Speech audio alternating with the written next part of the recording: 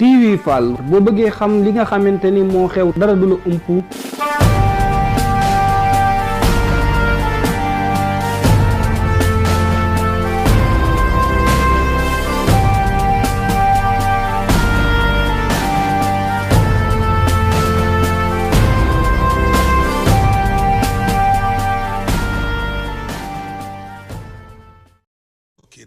tey ñu ngi nii seqoon waxtaan ak le capitaine Oumar Touré officier wu gendarmerie nekk tamit section bu recherche bu gendarmerie bu Colobane moom capitaine maa ngi lay nuyu. waaw maa ngi lay tontu.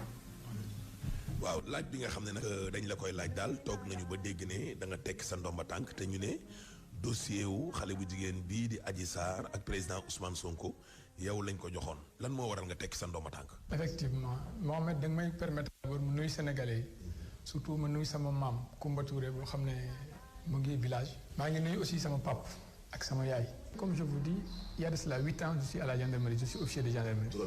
Voilà j'ai fait 2 ans à la section de recherche.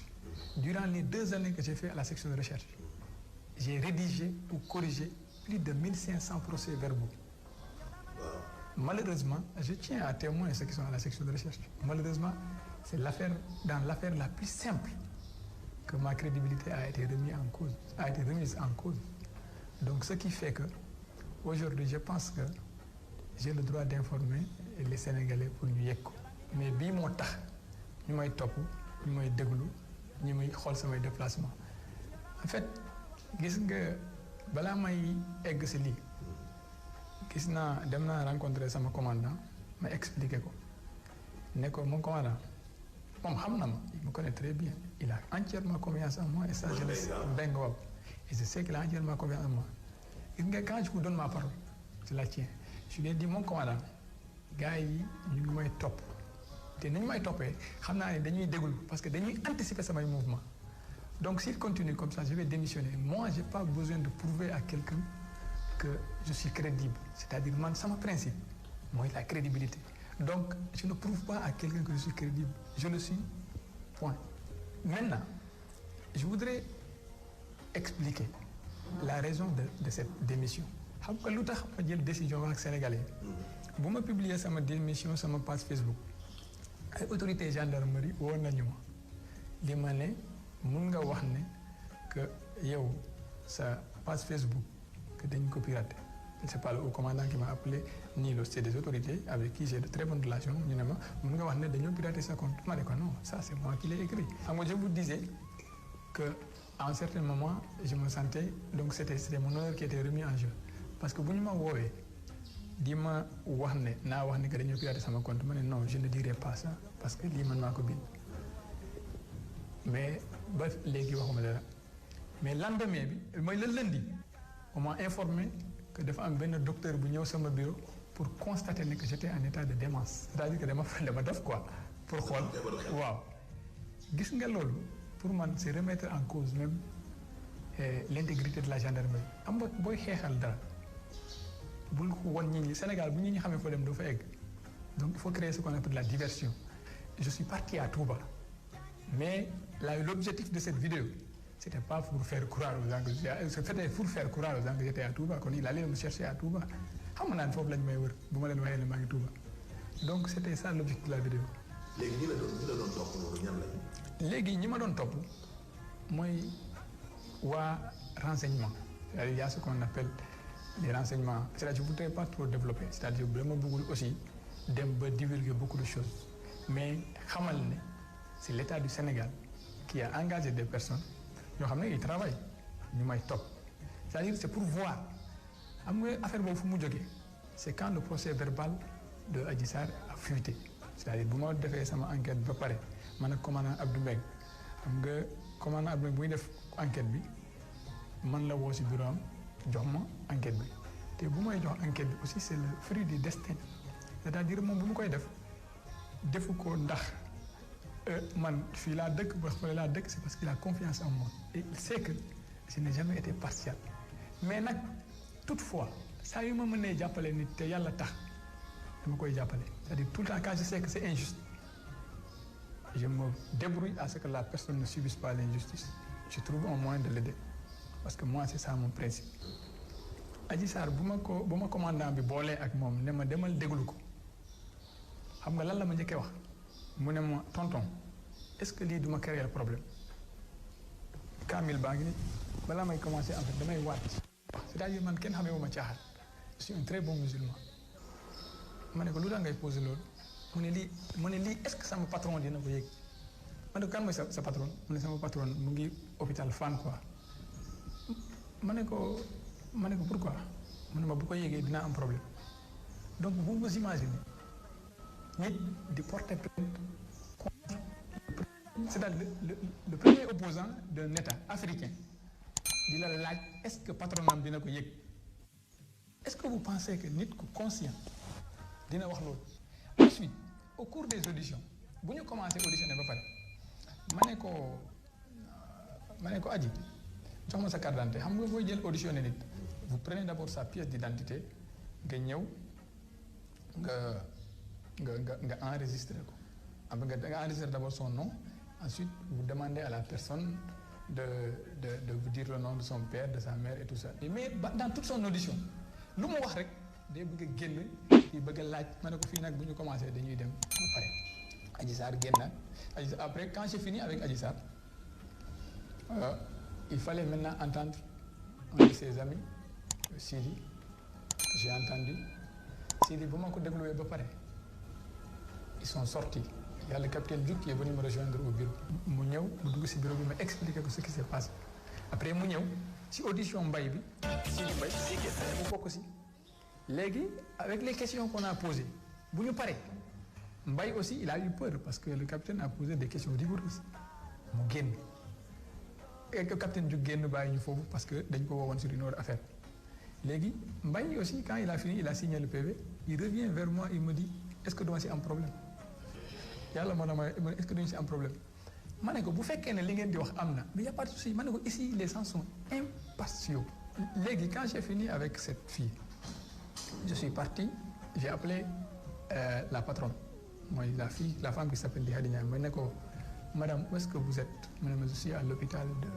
de Fann ma ne ko mënoo ñëw ñu entendre la mu ne ma non mënuma fa ñëw sama doom j'ai accouché d'un enfant prématuré de 7 mois donc je suis hospitalisé te l'enfant a besoin de ma chaleur donc foog ma nekk aussitôt après genre yooyu je ne tergiverse pas quand une personne me dit ça que mu ne ma dafa am benn situation boo xam ne da koy très déplacé wu j'ai demandé la permission au commandant ma dem fekk ko foofu ma entendre que j'ai constaté sur place effectivement que y avait ça mais Ndeye Khady Ndiaye aussi expliqué ma yëpp ñu pare ñu def lépp maintenant on devait convoquer quand on a fini les auditions et tout ils m'ont expliqué de toute façon les PV d'audition jarul ma koy wax Sénégalais yi yëpp gis nañu ko quand j'ai fini donc là il fallait convoquer l'honorable député Ousmane Sonko pour mu ñëw après avoir entendu tous les témoins fait tous les actes je voulais aussi revenir sur un fait gis nga y a eu des prélèvements qui ont parce que Adji Sarr bu ñu ko entendre ba pare c'est-à-dire il fallait l'amener à l'infirmerie pour ñu examiner ko xam nga nit bu waxee ne dañ ko violer dañ koy yóbbu souvent le médecin regarde et j'ai demandé à un gradé de l'unité mu jël ko yóbbu ko à l'hôpital principal pour ñu xool ko mais il s'est trouvé que au lieu de l'hôpital principal ils sont partis à l'hôpital général de Grand Yoff en général on va là-bas alors que la fille dans son audition lenn loo xam ne nee na moo ko bind que moom guddi gi dañu ko jël yóbbu c'est ça les gens ont lu mais dafa dem ñu yóbbu ko foofu on l'a mis sur une table ñu xëccal ko ay affaires après def ko ci ay affaire denc donc je me suis dit que ce qui s'est passé c'est que c'est le prélèvement de la nuit donc ce prélèvement là il n'est pas crédible parce que quand on prélève avant la réquisition donc la preuve là n'est pas recevable c'est-à-dire ñun dañuy def d'abord réquisition parce que après xamoon loolu fu mu jógee donc ça c'est une preuve qui peut être remise en cause en tout cas à la section de recherche connaissant le commandant Abdou Mbengue et toutes les personnes qui travaillent là-bas personne n'est jamais venu à la SR en tout cas pas à ma connaissance dañoo di mais vous aussi vous imaginez quelqu'un vient vers vous porter plainte gis nga ñun SR nit day ñëw nii fekk xamuñu la nii la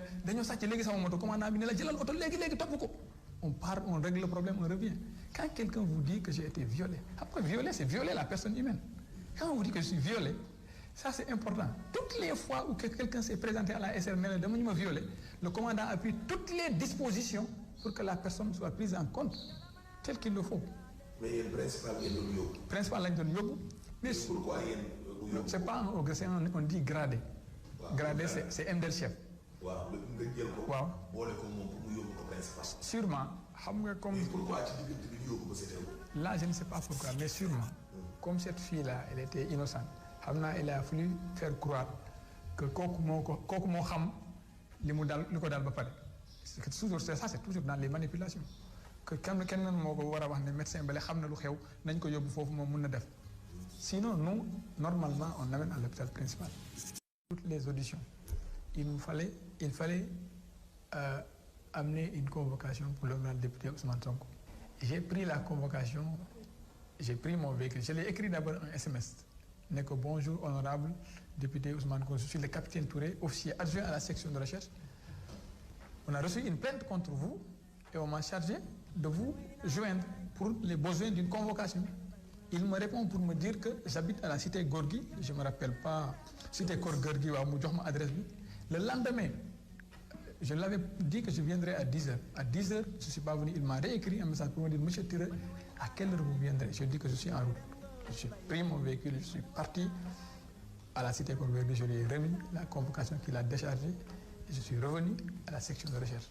Quand je suis revenu, c'était un samedi, le commandant m'a dit que le procureur a demandé à ce que nous arrêtions Ndaoussi. Nous arrêtions. Je me dit, commandant, la femme là, elle a un enfant prématuré de 7 mois. J'ai informé le procureur. Mais si je m'ai informé, je sais ce que je commandant, yow sa xolu yurmande bi mo la sonal. Bu fekkee ne damay fen yàlla na ma yàlla toroxal. Procureur bi ne ko commandant yow sa xolu yurmande bu mu taw. Il faut plutôt faire appliquer tes principes de gendarme. Voilà.